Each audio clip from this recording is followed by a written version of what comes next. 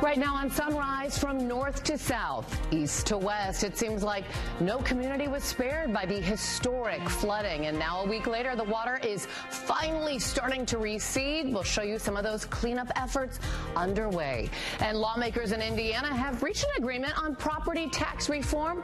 What this will mean for Hoosiers and why some disabled veterans say they don't like this deal. And a deadly crash involving an LMPD cruiser under investigation right now. And we have the video from inside that patrol car when the collision happened. See the moments that led to the crash. Wave News Sunrise starts right now. Now, Wave News Sunrise.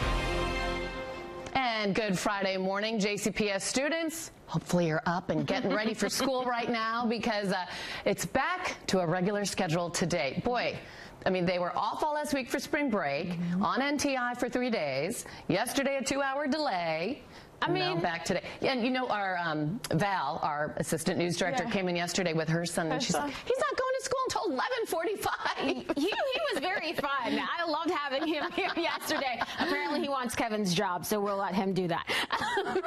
Oh, I didn't hear that. He loves learning about weather. For those of you heading out right now, we are keeping an eye on some rain chances. So, Charlie, if you're looking at your little weather station, yes, we have some rain moving through. We're going to keep an eye on some of these spotty showers showing up from parts of Indiana, from parts of Jennings County, south through parts of Scott County, Clark County, and into Harrison County. Also seeing that stretching all the way towards Eastview and Hardinsburg. So you're going to be watching that. In the metro, mainly light rain, just a little bit heavier for those of you in the Hillview area. Further to the east is where we're seeing that steady light to moderate rain still falling anywhere from Frankfort towards Lebanon. This is going to gradually push out of our region as the morning goes along. We're still holding on to those 40s as of right now. And despite the fact that we are seeing drier conditions, even a little bit of sunshine getting through those clouds this afternoon, we're not going to warm up a whole lot. Most of us just going to be talking about low 50s at best for the second half of the day. Clear skies expected tonight, and that will allow our temperatures to drop down into the 30s, which is why we have a frost advisory in place for most of our region. The weekend, though, looking very nice with plenty of sunshine both through Saturday and Sunday as we gradually warm up throughout the weekend. A quick look at your roads. No major issues to speak of as you are heading out this morning. Everything is rolling smoothly on our major interstates, but keep in mind still many roadways still closed because of that ongoing flooding. Shannon. Thanks, Tawana. 7 people have now died because of the flooding in Kentucky. Governor Andy Beshear confirmed 3 more deaths Thursday.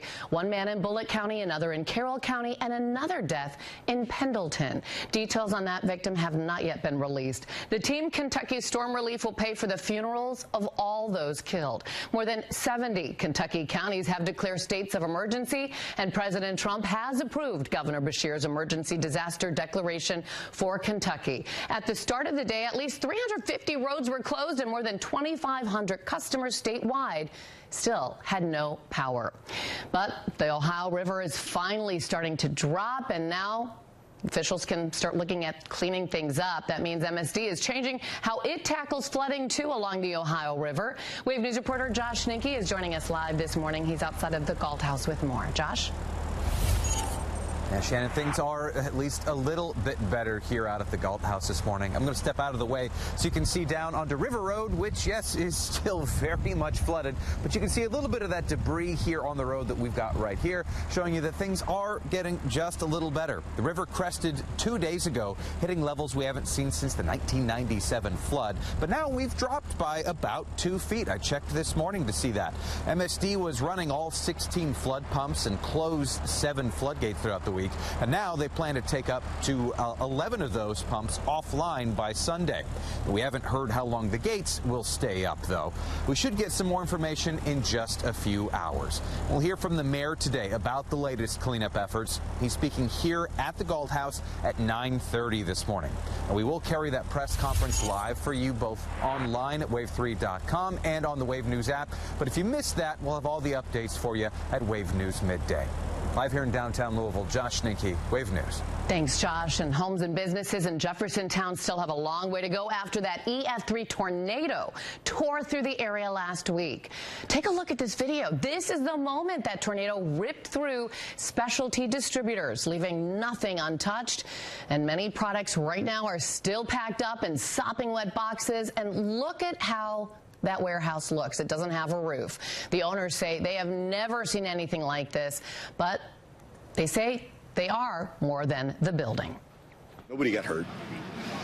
So if you can keep your business up and take care of your customers, you can keep going. That EF3 tornado in Jeffersontown was one of 11 tornadoes in Wave's viewing area within a week, and one of 6 within a 24-hour time frame. Of all 11, that was the strongest one.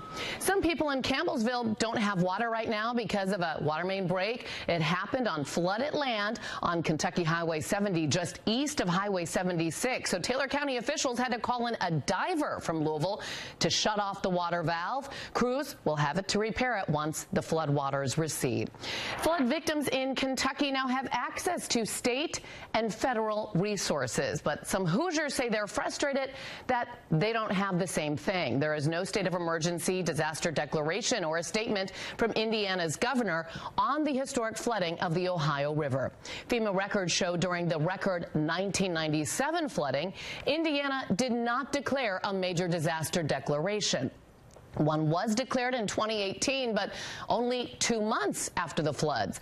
One Clark County flood victim who wanted to remain anonymous says she would like to see the same thing for Hoosiers that Kentuckians are getting. If you compare us to Kentucky's governor, he's on the local news. He's telling his people, we've got you, we've got your back, we're going to make this happen. Here's your supplies, here's where to go. How can we help? We haven't, it's been radio silence here. Local and county officials have been working around the clock to help them out. Emergency declarations were declared by officials in Clark, Floyd, and Harrison counties. But without a state declaration, Hoosiers don't have access to the same federal assistance that victims in Kentucky have.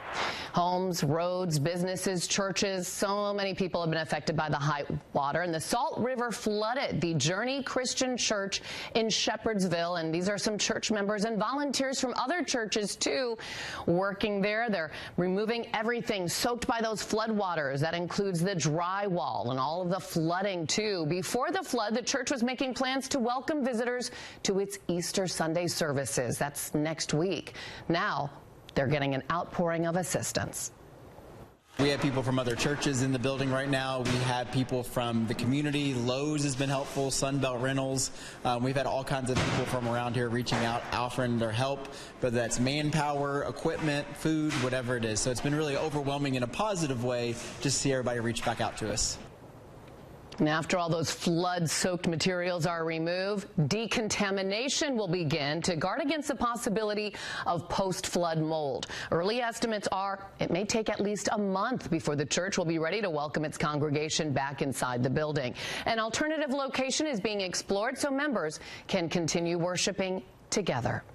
And today, Wave News is teaming up with the American Red Cross to help those impacted by the recent floods and tornadoes. We'll have a telethon today, and you can also donate by scanning that QR code right there or texting Red Cross to 90999. LMPD now confirms an officer involved in a deadly crash was speeding right before the crash, and we're pausing that video before the moment both cars collide. This is dash cam video from Officer Alyssa Beagle's car. It shows her driving down Fern Valley Road on Wednesday, April 2nd, and at this time she did not have her lights or her sirens turned on.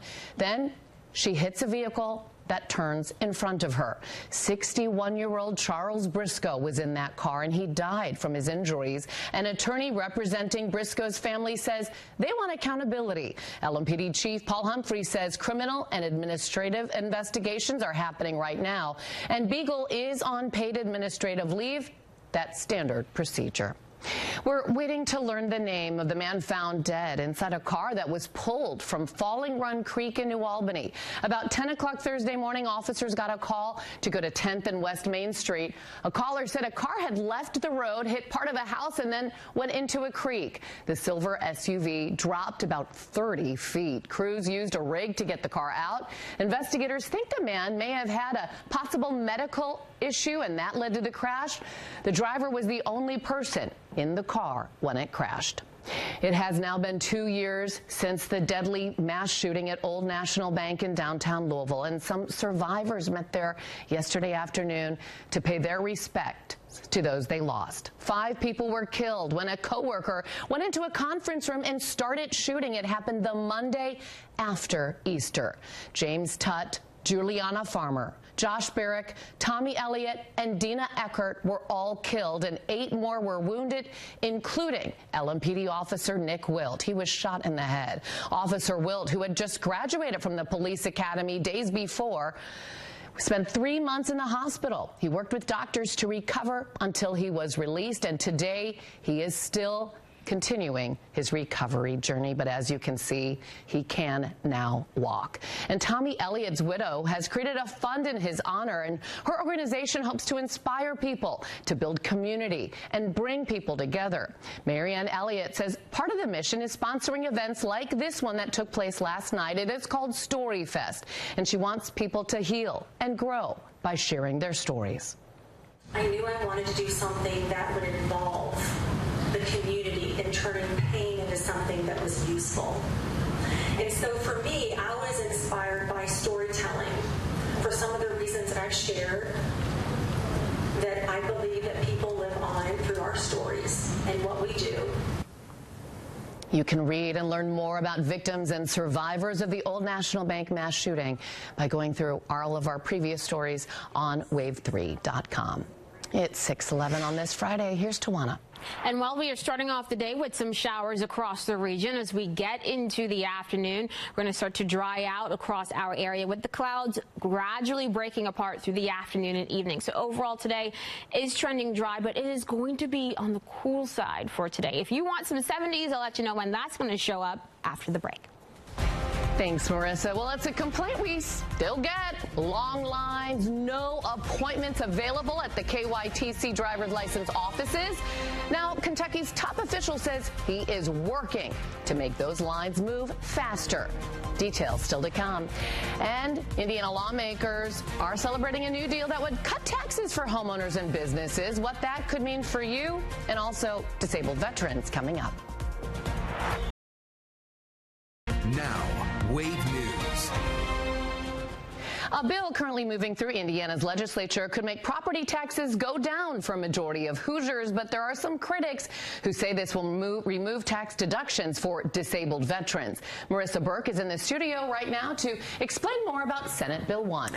Indiana Governor Mike Braun sees Senate Bill 1 as tax relief for Hoosiers. Roughly 2/3 of Hoosier homeowners will pay less in property taxes in 2026 than they will in 2025 under this plan, according to Indiana House Speaker Todd Huston. The new version of Senate Bill 1 will increase a credit applied to all homeowner bills to 10%, or a maximum of $300. Altogether, this will save homeowners $1.4 billion over the next 3 years. Senate Bill 1 will also eliminate 2 deductions put in place 50 years ago to help out disabled veterans. In 1975, Indiana passed a code by their lawmakers providing disabled veterans around $15,000 in exemptions off their home. In the House's original version of SB 1, the new tax credits are stackable, meaning a disabled Hoosier veteran could get up to $600 in credits off of their bill. I looked at the bill, I read it, but it just looks like they're going to destroy the 1975 tax exemption and take that away from us. Indiana State Representative Chris Judy said that, who's also a disabled veteran, says that the amendments passed earlier this week on Senate Bill 1 will make that credit amount higher. Some critics say when you do the math, the deductions in place are still better. The Indiana House passed an amended Senate Bill 1 Thursday in a 65-29 vote. The bill has yet to pass a third reading in the House before making its way back to the Senate. In the next half hour, I'll share how much those disabled veteran tax deductions were worth 50 years ago compared to today. Marissa Burke, Wave News. Thank you, Marissa. All right. Well, if you have any plans to do anything outdoors this weekend, how's it looking, Tawana? It is looking great. In fact, I think I might transplant some of the little seedlings that have been growing inside my house. Outside, we'll see. But still, I'll be able to pull them in, especially since we have some chilly temperatures still in the forecast at times. Now, we are keeping an eye on this cold front that is slowly but surely sinking its way through our area. And right along it, we are still dealing with some spotty light showers, but those have been gradually fading and gradually pushing to the south over the past couple of hours. What we are dealing with for those of you in southern Indiana, some spotty light showers anywhere from parts of Jennings County down to a small part of Clark and Floyd counties, and same thing for those of you in Washington County, Indiana. A few more showers in parts of Crawford County, Perry County, and Harrison County. In the metro, we are certainly dealing with some drier conditions than where we started off this morning, but still some of those showers, especially more steady light rain south of Okolona. Additional showers showing up near Brandenburgs and into parts of Hardin County and Breckenridge County. For those of you further to the east, still dealing with that steady light rain from Frankfort to Bardstown to Springfield and Lebanon. And we could see that rain falling pretty clearly on our SkyTrack camera in Bardstown. You can even just watch that puddle there continuing to form. Thankfully, this is not heavy rainfall. It's not going to exacerbate any of the river flooding that is still ongoing. Our rivers are still expected to continue to recede as we head into the weekend. Temperature-wise, we are cool out there, sitting in the 40s across the board, and we're going to do our very, very best to climb into the 50s this afternoon. But we're not going to get very far. We are talking about that front continuing to sink to the south, taking some of those spotty showers with it for this morning. Drier this afternoon. Now, with the clouds trying to break apart this afternoon, this is when we have a better chance to see some of those low 50s coming back into our forecast. A lot of us, those just going to hover near that 50-degree mark for the second half of the day. Then with clouds continuing to clear tonight, we are going to drop down into the 30s across our area for lows. And we'll also have to watch with those clearing skies and some of that moisture left over from today's rain, plus, of course, the flooding that we've had recently. A little bit of some patchy fog possible early tomorrow morning. We're going to keep an eye on that, along with the chilly temperatures. We do have a frost advisory out for most of our region for tomorrow morning, with a freeze warning for those of you further to the north because of that colder air that will be in place. By tomorrow afternoon, though, we're going to talk about some highs in the upper 50s and low 60s. And as Racing Louisville takes on Washington Spirit, beautiful weather for that. You may have to rock the sweater, the hoodie, the scarves, but hey, that's looking pretty good. Make sure you have the sunglasses too. Getting into Sunday, warming up a little bit more. Some more of those 70s showing up on Monday out ahead of our next big weather maker. This will be a cold front moving in, and especially as we get into Monday night, this is when we have a chance to see some showers and thunderstorms moving through. Some of those thunderstorms could be on the stronger side. We are outlooked for that potential for some severe weather across parts of wave country. We're keeping an eye on the amount of energy available and the timing of that front moving through. That's going to play a big role in what we see, which is why we haven't issued the alert date just yet. The rest of next week only features one other rain chance, and looking pretty good for Easter as of right now. Thank you, Tawana. We now know a family who was on a sightseeing tour in a helicopter of New York were among those killed when the chopper went down. It was 3 adults and 3 children killed. And a New York City Hall spokesperson says Agustin Scobar and his wife were among those killed. He was the president of the Spanish branch of the tech company called Siemens. The crash happened just after 3 yesterday afternoon, closer to the New Jersey side of the Hudson River. Witnesses say the chopper actually split in half before it went down. We'll be right back with much more coming up right here on Wave News Sunrise. Here's a look at the current Kentucky Lottery jackpots. Good morning, 6:25. Okay, you know what I like about this 10-day? What? So far, no What's alert that? days. Oh, yes. You know, isn't that Listen, nice? There's been a lot of peace in the weather office Let's soak it in. Yeah, but we are keeping an eye on Monday, though, just in case some of those storms do look to become a little bit stronger. If any day was going to become an alert day, that would be the day as of right now. But what we're looking at for this morning, yes, some spotty showers will dry out for the afternoon, cool temperatures throughout the day. Now, we'll warm up gradually throughout the weekend, plenty of sunshine for both your Saturday and Sunday. So for those of you maybe continuing the cleanup process from the flooding, at least we have some pretty decent weather for the weekend to help with that. We'll watch for some afternoon and evening storms, and even some of those may last into Monday night, and some of those could be on the stronger side, which is why we're watching Monday so closely. Behind that system will cool down for Tuesday and Wednesday, rebounding into the upper 60s on Thursday of next week, as we also watch for some additional shower chances. But as you're looking ahead towards Easter, things are looking pretty good. That entire weekend, not too shabby, but of course we want the ground to be a little bit drier for some of those Easter egg hunts, and something tells me they won't involve actual eggs this year, Shannon. Right, I know, right? I can't believe that she was saying New York Post said a dozen eggs, $12 in New York. What? Yeah. That was in the business report.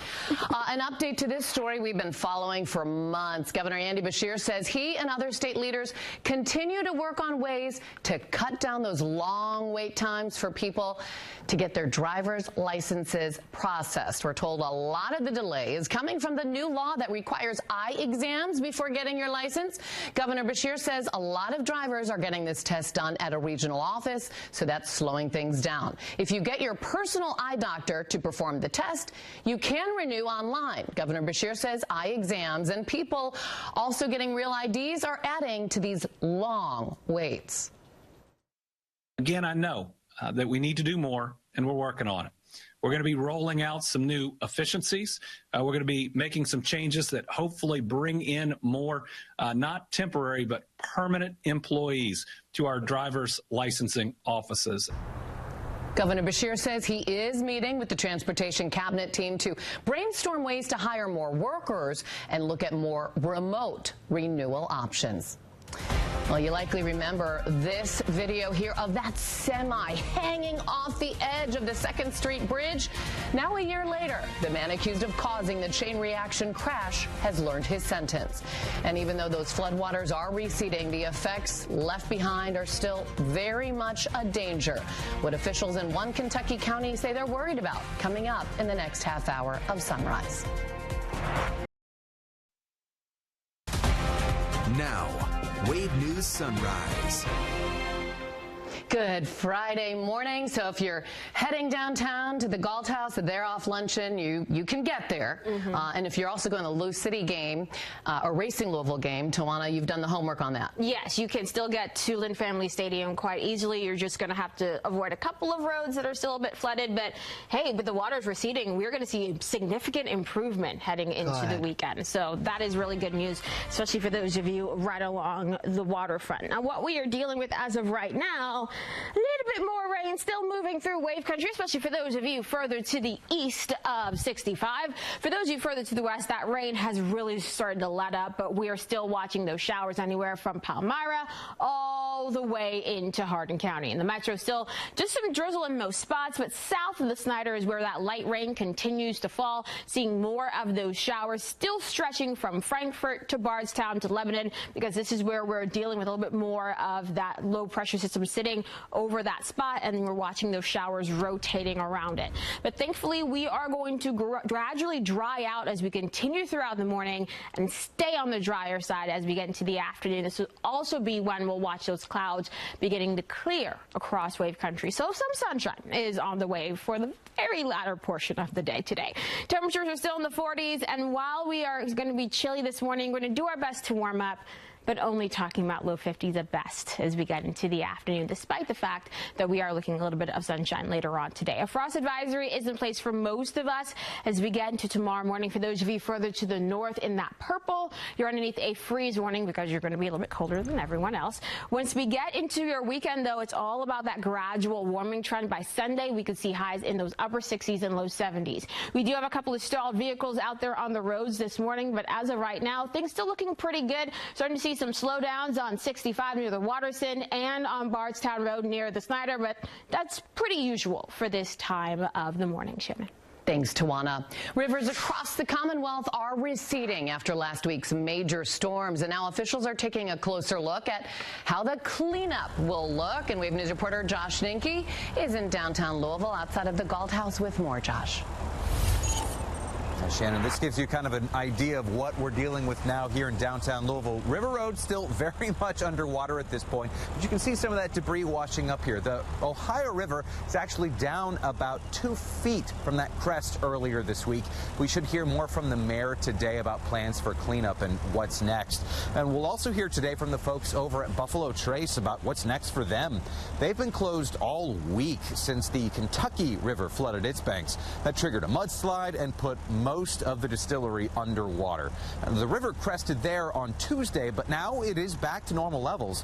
We still don't know exactly how much of their inventory was damaged, though.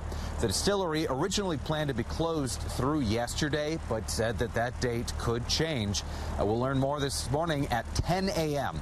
Master Distiller Harlan Wheatley plans to give us an update on the cleanup efforts there and what's next for their facility. Of course, we will carry that press conference for you live at wave3.com and on the Wave News app. Live here in downtown Louisville, Josh Ninke, Wave News. Thank you so much. So we're hearing now all 16 of the pump stations will be taken out of service by next week. To keep up with the rising Ohio, MSD has activated 65 floodgates and all 7 flood walls.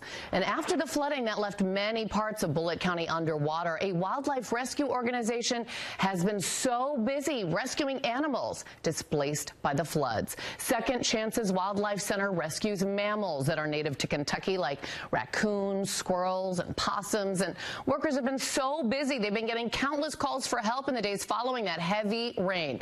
Now, if you find a baby animal that looks like they need to be rescued, they say it's best to wait to make sure they've actually been abandoned.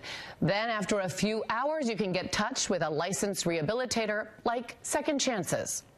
If you're doing some cleanup or tree work and you have limbs come down and a squirrel or raccoon nest came down, you've discovered babies, don't be so quick to take them in your house. It's important to give mom the opportunity to come back to get her babies. If you do see an animal that needs help, they say don't take it inside of your house. Officials say it is not only illegal, but it is dangerous for the animal and the people in the home. Another community that is feeling anxious about possible landslides is Clark County, Kentucky. Those in the rural part of the central Kentucky county say all the flooding has just been a nightmare. And this drone video shows a bigger picture of what people are dealing with. One woman has been building her dream home, but the storms have caused major issues on the site. Over the weekend, a nearby creek overflowed, and that turned the family's front yard into a lake. And they're concerned, too, about the electricity for the surrounding community, as the road is an access road to transmission lines. It flooded this entire property as well, it just overflowed. But it is right next to those transmission lines. So if anything happens, you know, that bad, this comes down, which I believe is only a matter of time with all the rain that we are about to have. Mudslides, I don't know what we're going to do. Well, the water has gone back down, but they're concerned about possible more rain in the forecast, and the private road leading to their home is now torn up, muddy, and difficult to navigate. Today, storm debris drop-off will continue in Louisville. They do have extended hours, too. There are 9 locations around the metro where you can get rid of debris here. Each location will be open today from 2 to 7 p.m., and they're also open tomorrow, too. They're going to have extended hours starting at 8 a.m. Now, you do need to provide your name and address. We have a list of the drop-off locations on wave3.com. And today, you can help those people who need some flood relief. We're going to have a telethon. We're teaming up with the American Red Cross today. You can also just scan that QR code right there to donate or text Red Cross to 90999. The driver charged in the crash that left that semi dangling off the 2nd Street Bridge. Remember that? Well, he learned his sentence this week. Trevor Branham was indicted on driving with a suspended or revoked operator's license. Witnesses told police in March of 2024, Branham was in his pickup speeding on the bridge, weaving through traffic before he hit a stalled vehicle in the right lane. Dash cam video shows him losing control, crossing into the path of that semi right there, and the driver of the semi, Sidney Thomas, was trapped in the cabin of the truck, just dangling off the 2nd Street Bridge for 40 minutes until firefighters were able to rescue her. Can you imagine what was going through her mind? Branham was sentenced to 1 day in prison and fined $50.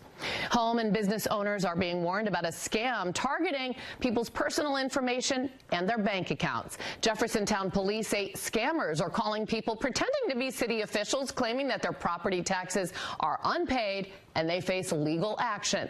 The victims are then pressured to provide financial information, their social security numbers. Jeffersontown leaders say no one will ever call you about unpaid property taxes or pressure you for your personal information. So if you get this call, you should hang up, and they say call police.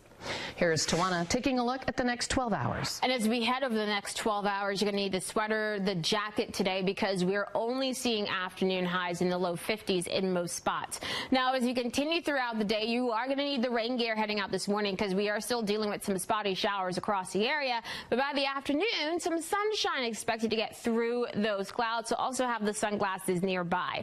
We do have a gorgeous weekend ahead, but we are keeping an eye on a few rain chances for next week. I'll break down those chances after the break. Kids Dentistry congratulates these Wave Country kids on their new smiles. Send us a pic of your child's first tooth or first lost tooth on the Wave News app.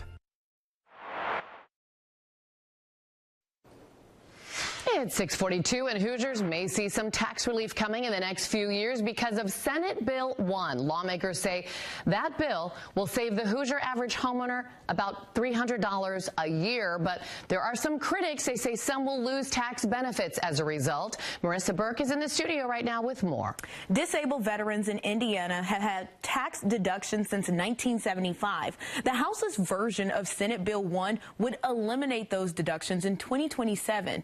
Back in 1975, when this code was passed, disabled veterans received a property tax deduction of close to $25,000.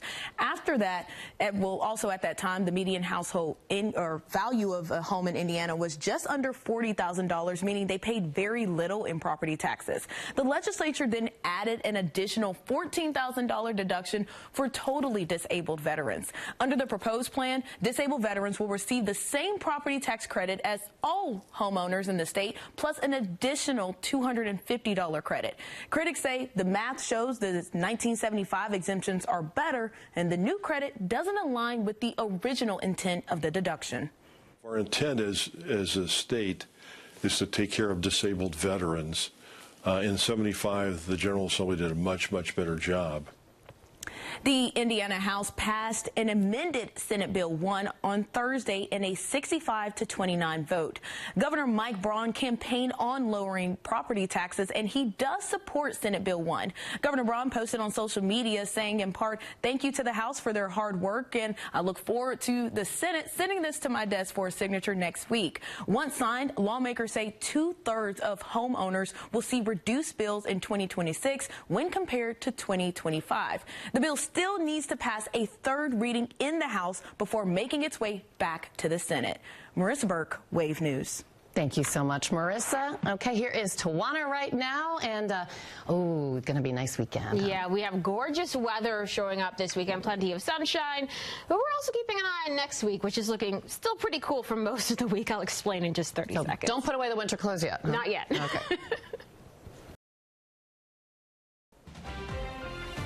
Good morning, everyone. Meteorologist Tawana Andrew here with a check of your forecast. What we have going on right now, we still have some of that rain falling across parts of Wave Country. If you look close, you can see some of those raindrops on the SkyTrack camera. But overall, Spaghetti Junction rolling very smoothly despite the fact that the roads are wet. So take it slow as you are heading out this morning. Now, that rain is still falling across parts, but not all of Wave Country as it gradually sinks to the south and starts to fall apart. Still watching, though, some of those showers in portions of Harrison County and Crawford County in Indiana. In the metro, we still have a little bit of drizzle going on. More of that rain, though, south of the Snyder towards Hillview and Shepherdsville. Now, for those of you in parts of Breckenridge County and down towards Eastview, we still have some of that light to moderate rain in your area.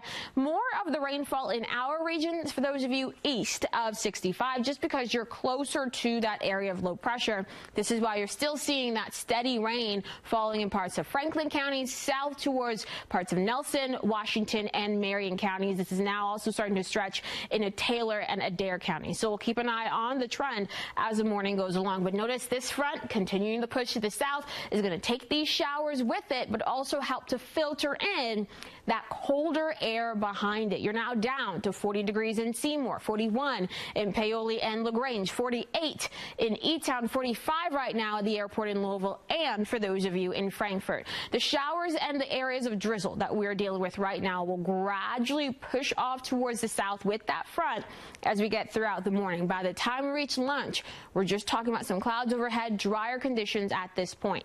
Then as we head into the afternoon, the clouds will start to break apart. So we'll get some sunshine through those clouds. However, it may not be enough with that northerly wind to really drive our temperatures up. That's why we're only looking at afternoon temperatures for many of us in those upper 40s and low 50s.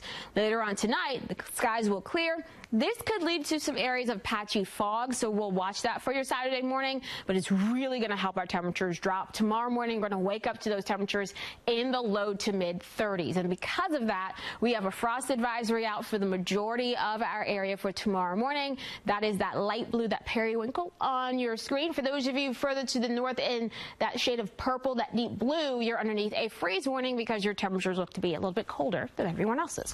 As we head over the next 10 days, here's what we have going on. Tomorrow will be quite nice with highs in the upper 50s and the low 60s, and that does bode well for Racing Louisville as they take on Washington Spirit. So if you're going to be there, temperatures will be in the low 60s and upper 50s throughout that matchup.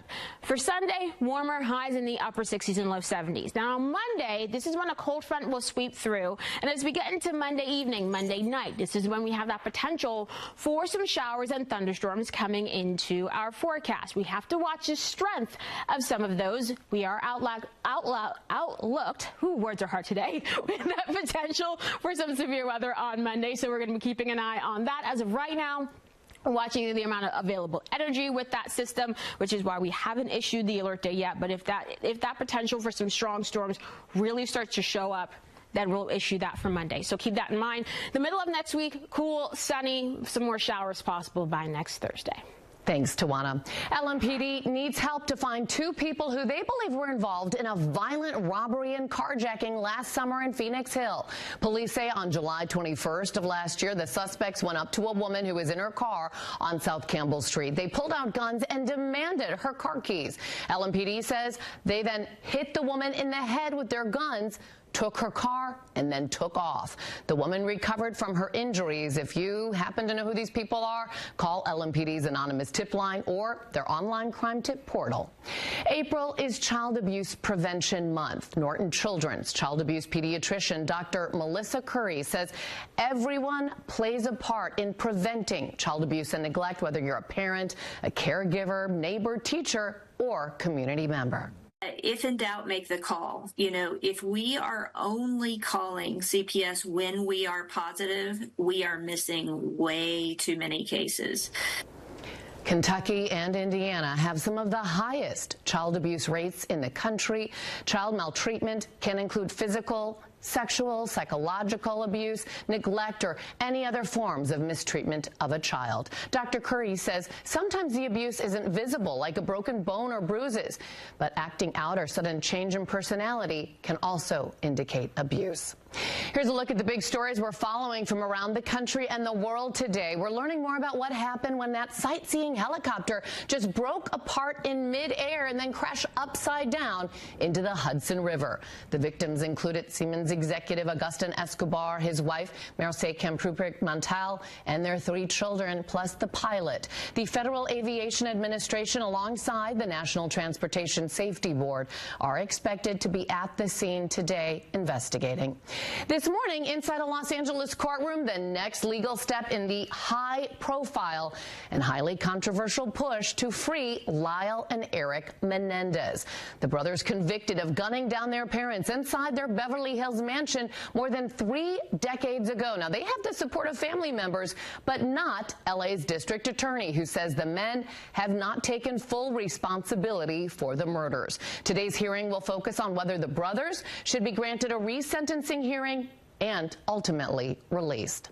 President Donald Trump will have his annual physical today. The exam will take place at Walter Reed National Military Medical Center in Maryland. Trump said on social media earlier this week he's never felt better. In November of 2023, his doctor echoed a similar sentiment, saying Trump's overall health was excellent. The president turns 79 years old in June. Stay with us. We'll have a look at our top local stories when we return. Here's a look at the top stories we're following in your wake-up watch list today. Even though the Ohio River and others have crested, there is still high water in a lot of places. Louisville Mayor Craig Greenberg will provide updates on disaster response and flood cleanup efforts in the city this morning at 9:30 in front of the Galt House. We'll bring you that online and on the free Wave News app. And Wave today is teaming up with the American Red Cross to help people working to recover from the floods and the tornadoes. We have a telethon going on and starts at 8 o'clock this morning, and you can also just scan that QR code right there or text Red Cross to 90999 to support disaster relief efforts. So we know Thunder over Louisville had to be canceled because of the high water on the Ohio, but it is not stopping all of the Kentucky Derby Festival events. The 69th annual They're Off Luncheon is still a go for this morning. I was honored to MC that. In the past, U of L head men's basketball coach Pat Kelsey is this year's featured speaker. He's going to be great. Things will get going 11 o'clock this morning at the Galt House. And the University of Louisville football spring game is tonight at L&N Stadium. The parking lot's open at 1 this afternoon. Gates open at 5. Kickoff is at 6. Admission and parking, both free. And the first 2,500 fans will get a free spring game poster. Plus, we have soccer going on, too, this weekend, Tawana. Oh, yeah. So for those of you heading out this weekend, just keep an eye on the Wave weather app. We're going to be keeping an eye on what's going on in terms of the roads, which is pretty good in most spots. We have those clouds overhead, some of that light rain still moving through parts of Wave country, but this is gradually pushing to the south. Temperatures right now in the 40s. We'll end up in the low 50s for many of us this afternoon as we dry out, and we'll see those clouds starting to clear. Looking ahead to the next 10 days, we do have a gorgeous weekend on tap before we see another chance for some showers and thunderstorms next Monday and again next Thursday. So those are 2 days that we are watching very closely. Also keeping an eye on the roads and, of course, starting to see some issues popping up. And this issue is on 65 northbound. The right-hand shoulder is blocked right after the Waterson Expressway. And while it's only a shoulder, we are seeing delays past the Waterson right now. So keep that in mind as you are heading out. That's the only issue that we have right now on the traffic maps. All right. For those at the Gallup Gala, I'll see you there tonight. Hope you have a wonderful weekend. Get live streaming news, 24-hour weather, investigations, podcasts, and more, all for free with Wave Now.